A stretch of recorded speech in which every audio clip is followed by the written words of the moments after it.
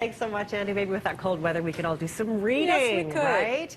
So the question is, do you read together as a family? Because if you don't, it might be time to start. There are many benefits to reading with the kids, and here to tell us what those are is Parenting Power's Julie Freedman-Smith and one of her regular visits. Thanks for coming in again. So happy to be nice here. to see you, as always.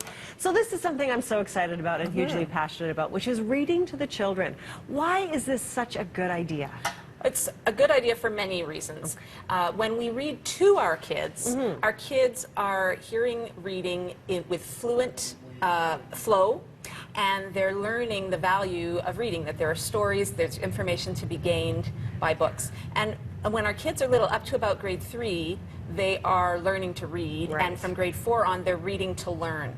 So they need to know this, especially in today's society. We know how much of our communication is done through reading, right? Texts and tweets and all those things. That's written. And so just spending time reading with your kids, it's great family bonding time, and it's also really showing our kids where they can go as they learn to read. Oh, that's so great. Some kids have a tough time reading out loud.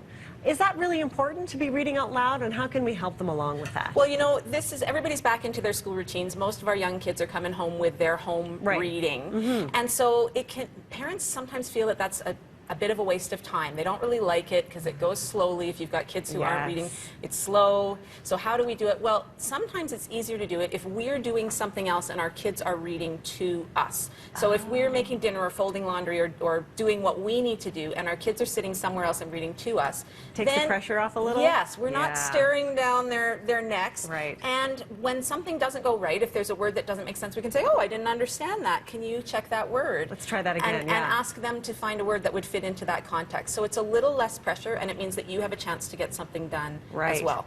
And I think it's important to talk about timing, too, when we do this. Because I know in our house, we play at the playground after school, and then we come home and do homework before we can play again. And that seems to be, for our family anyway, a good time to do it, because they're not too tired yet. They're kind of energized from the playground.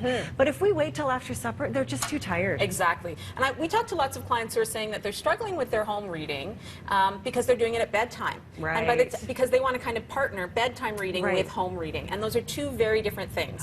Home reading for our kids, we do it when their brains are relatively fresh, so that they can actually learn and have success.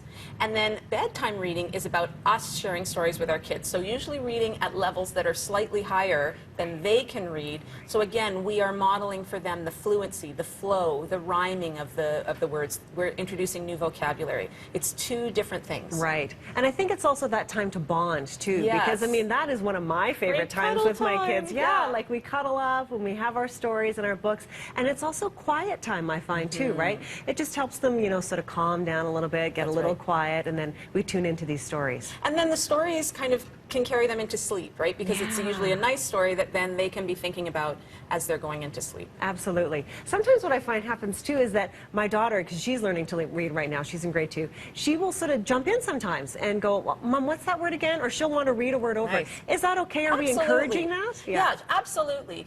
We want to encourage reading in lots of ways. We want to be reading in front of our kids. You know, just to show them that we read to get information, we read for fun, fact, fiction, there are lots of things.